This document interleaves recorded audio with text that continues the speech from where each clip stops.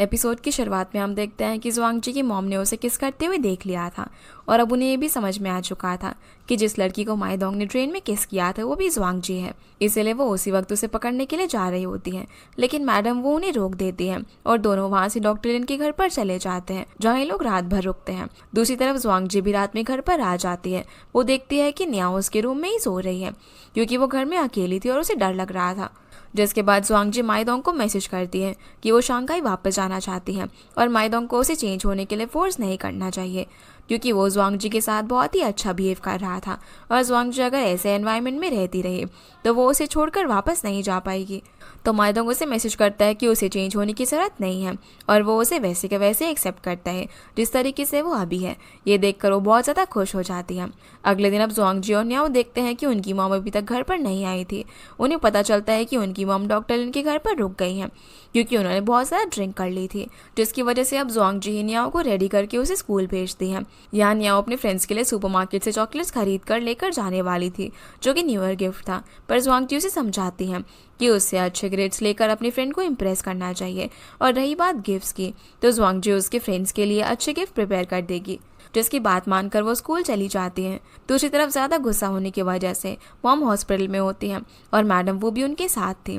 वो उसे समझाती है कि उसे जुआंग जी पर ट्रस्ट रखना चाहिए, क्योंकि माइदोंग इतना बुरा लड़का नहीं है और वो टाउन का सबसे डिसेंट लड़का है। इस पर मॉम बोलती है कि उन लोगों ने पहले इतनी सारी प्रॉब्लम्स को फेस किया है और वो लोग तो माइदोंग का फैमिली बैकग्राउंड भी नहीं जानते। असल में माइदोंग की ग्रैंडमा बहुत ही ज़्यादा खतरनाक थी, क्योंकि वो थोड़े दिन पहले किसी से लड़ाई करने के लिए उसके घर पर चली गई थी, जो सोचकर जुआंग जी की मॉम और भी ज़्यादा टेंशन लेने लग जाती है कि आखिर जुआंग जी को तो शंघाई जाना था, तो भला वो माइदोंग के साथ टाउन में ये सब क्यों कर रही थी।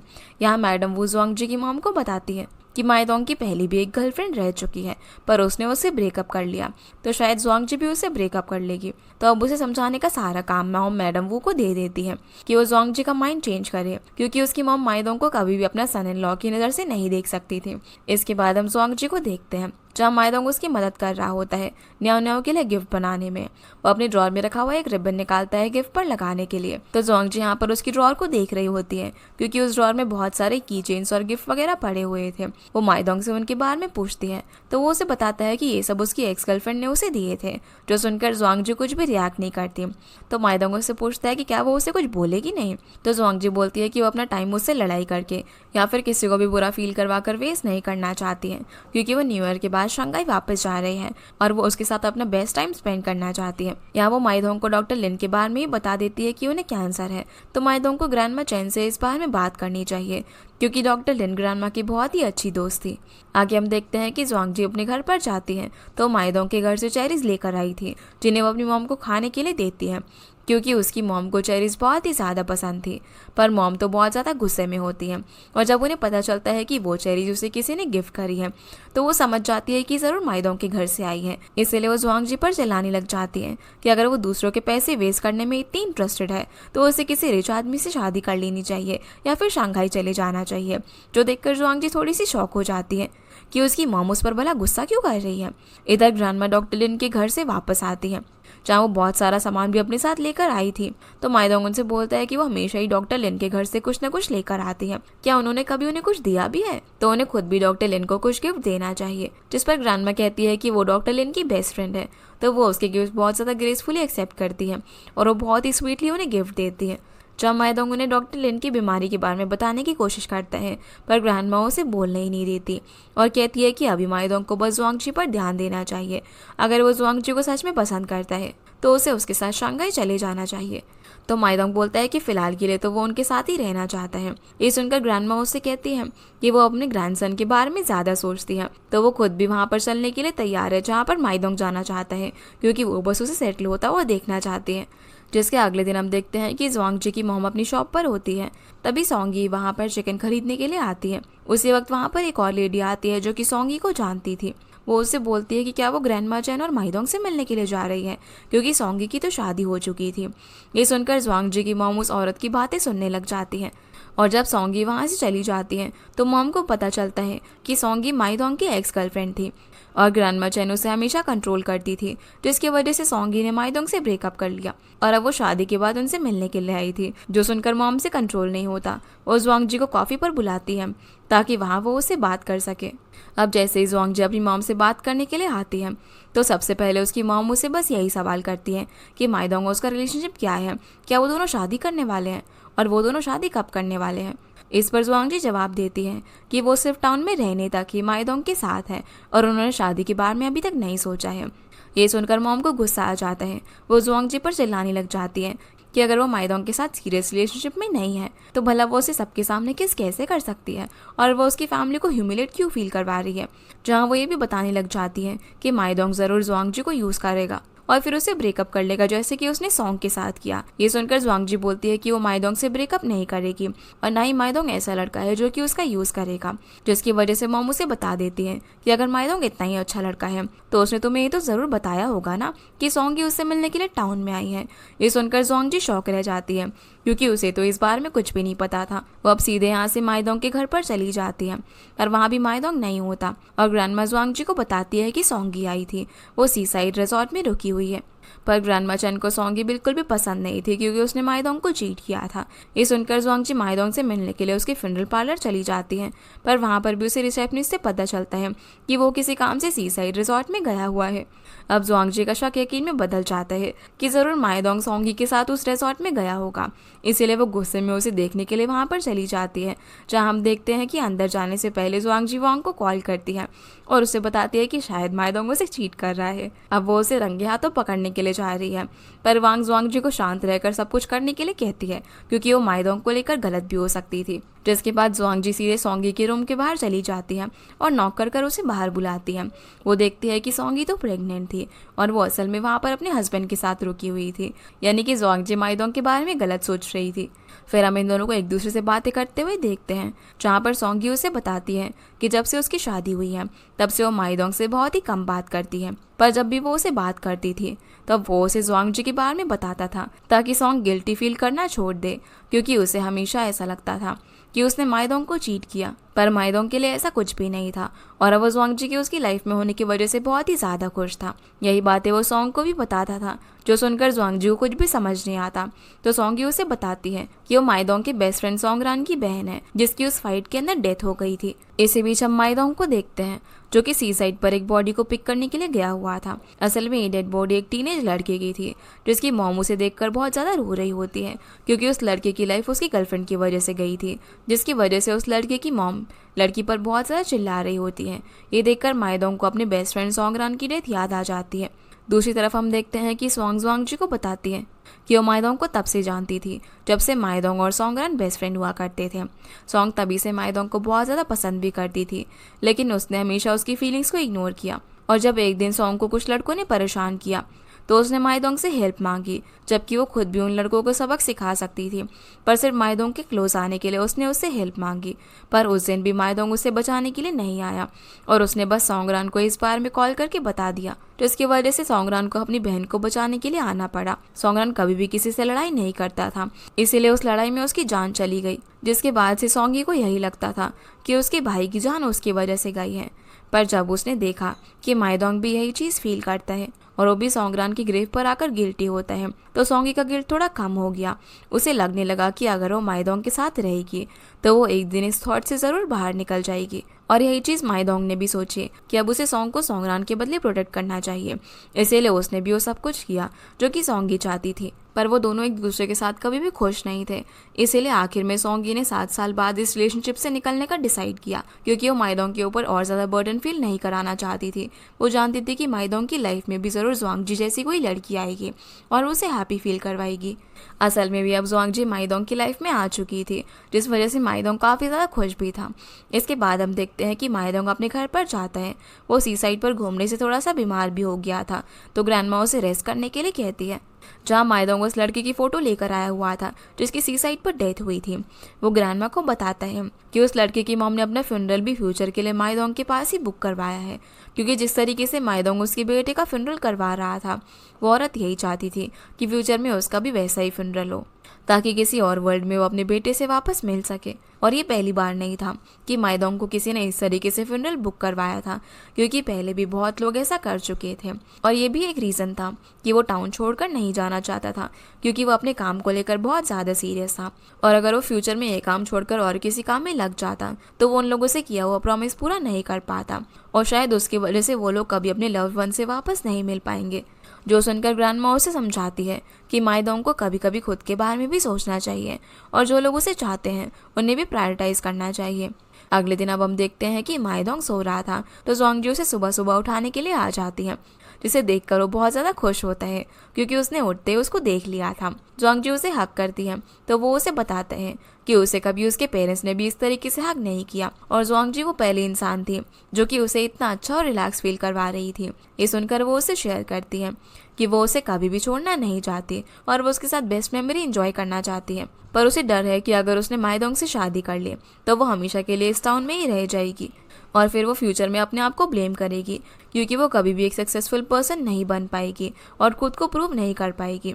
यही वजह थी कि ज़ोंगजी माइदोंग को छोड़कर शंघाई जाने वाली थी, जो सुनकर माइदोंग कुछ भी बोल नहीं पाता।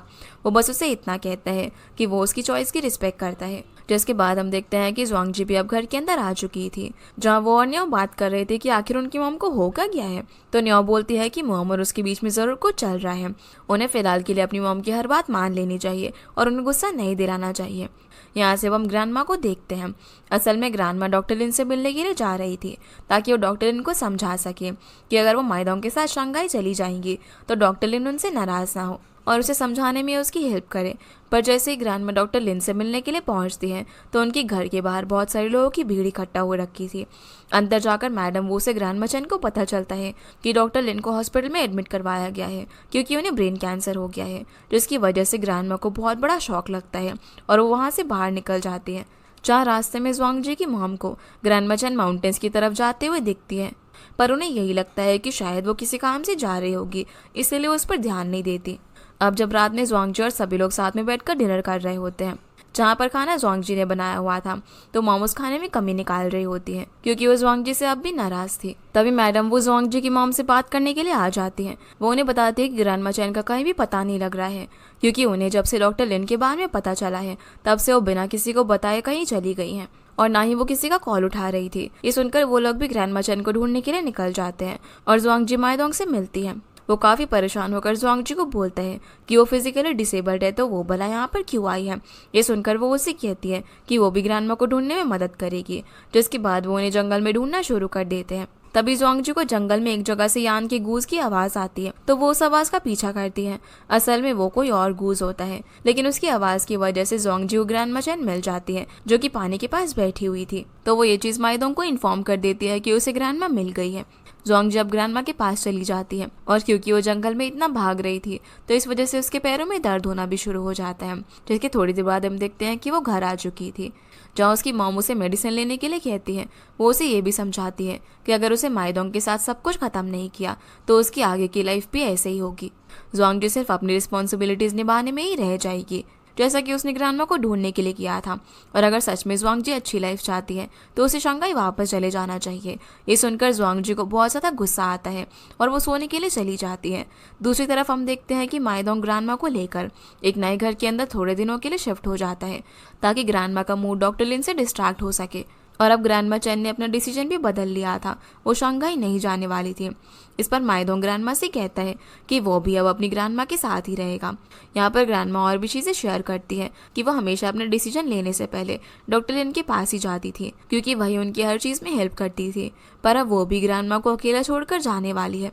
तो माइदोंग यहाँ पर ग्रैंडमा को समझाता है कि डॉक्टर लिन ज़रूर जल्दी ही ठीक हो जाएंगे, और ग्रैंडमा लिन और वो साथ में बहुत ही अच्छी और लंबी लाइफ जिएंगे।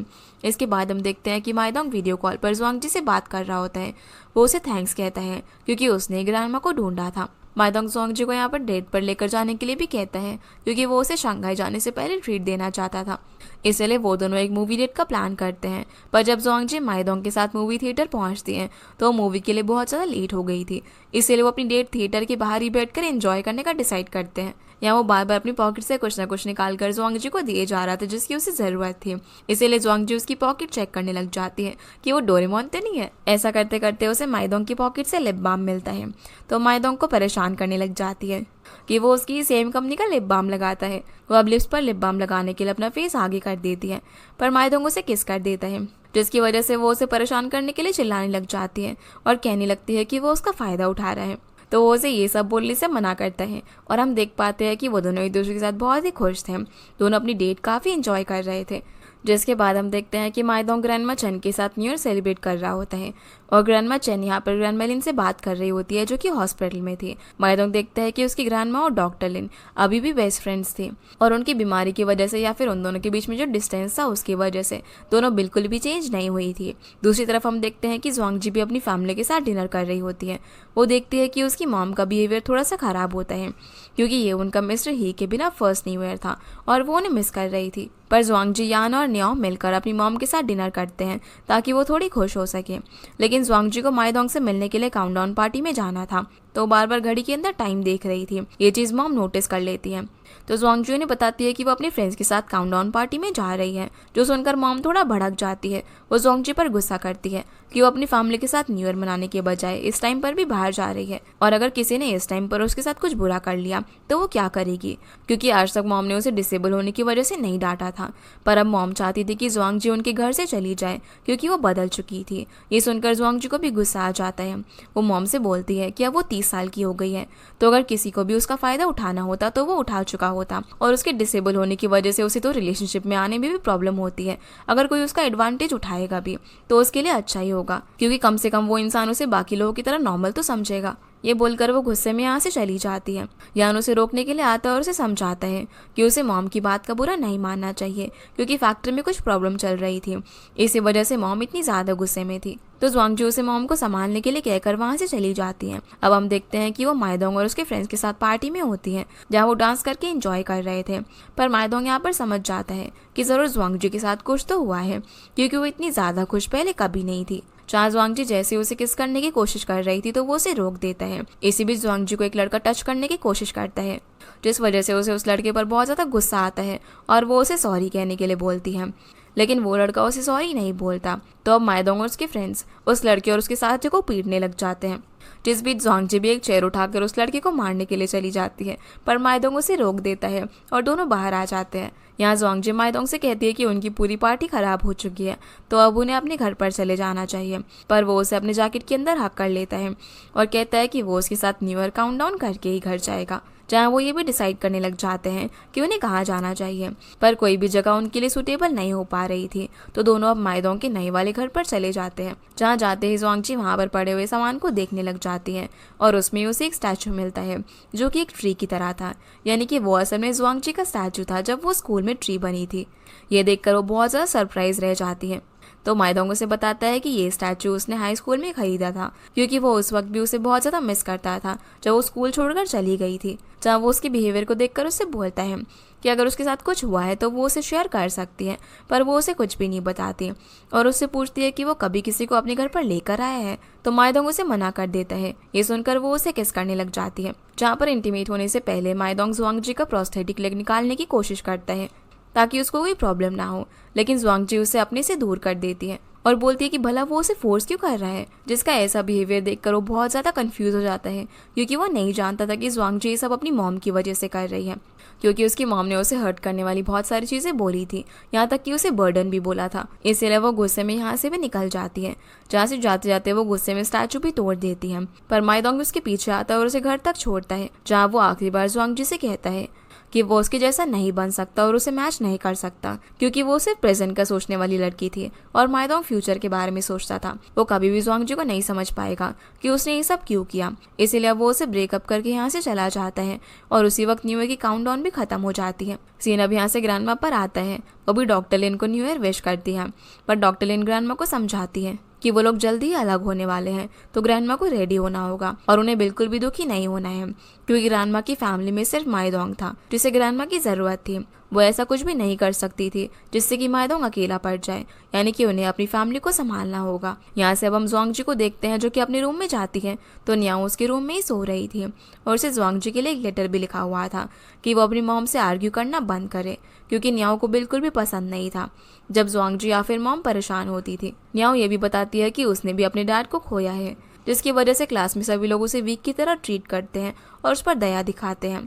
पर न्याओ ये सब नहीं चाहती, वो एक नॉर्मल इंसान की तरह जीना चाहती है, क्योंकि उसके पास अब भी अपने ब्रदर सिस्टर और मॉम है, तो वो बस उन लोगों के साथ खुश रहना चाहती है। वो ये भी चाहती थी कि उसकी फैमिली एक दूसरे से लड़ाई ना करे, जो देखकर ज़ुआंगजी को अपनी गलती का एहसास होता है कि उसे अपनी मॉम से लड़ाई नहीं करनी चाहिए थी, इसलिए वो बहुत रोने लग जाती है। अगले दिन हम देखते हैं कि ज़ुआंगजी अपनी मॉम के कहने पर पास की सिटी में मसाले खरीदने के लिए जाती है। वो उनसे अच्छी खासी डील भी करती है, पर वहाँ घूमने की वजह से उसे जुकाम हो गया था। जब वो वांग को कॉल करके इसके बारे में बताती है, तो वांग उसे अपना ध्यान रखने के लिए कहती है। इसके बाद हम वांग को देखते हैं, वो जैसे ही कचरा फेंकने के लिए बिल्डिंग से नीचे आती है, तो उसे एक बंदा कचरा बाहर फेंकता हुआ दिखता है। वो उसकी वीडियो बनाने लग जाती है और उसे समझाती है कि उसे कचरा ठीक तरीके से डस्टबिन में फेंकना चाहिए, पर वो पर्सन उसके पास आकर फोन छीनने की कोशिश करता है। उसी वक्त शिव वहाँ पर पहुँच जाता है और उस लड़के को वहाँ से अच्छा सबक सिखाकर भगा देता है। असल में शिव वहाँ पर वांग को मेडिसिन पैचेस डिलीवर करने के लिए आया था, पर इसके साथ साथ वो उसके लिए एक डिश भी लेकर आया था, क्योंकि वांग को वेजिटेबल्स पसंद नहीं थी, जो देखकर वांग उसे थोड़ी सी इम्प्रेस हो जाती है। इसीलिए वो उसे अपने घर पर टी के लिए इन्वाइट करती है। वो उसके घर में अब ब्यूटी और हेल्थ प्रोडक्ट्स को बहुत ही ध्यान से देख रहा होता है और समझने की कोशिश कर रहा होता है कि वांग किस तरीके की लड़की है। तभी वांग को ज़ुआंगजी का कॉल आता है।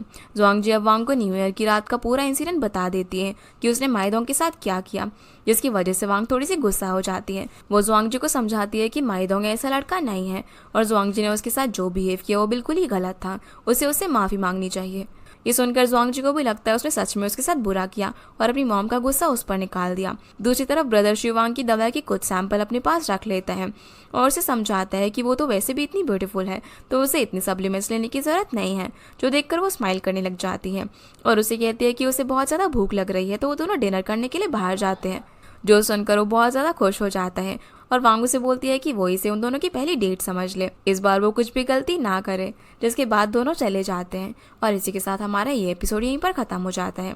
तो गाइस ये थी आज की वीडियो एंड आई होप आप लोग को ये वीडियो पसंद आई होगी, तो इस वीडियो को लाइक कर चैनल को सब्सक्राइब जरूर कीजिएगा। आपसे फिर मिलते हैं इस ड्रामा के अगले एपिसोड में, तब तक के लिए गुड बाय।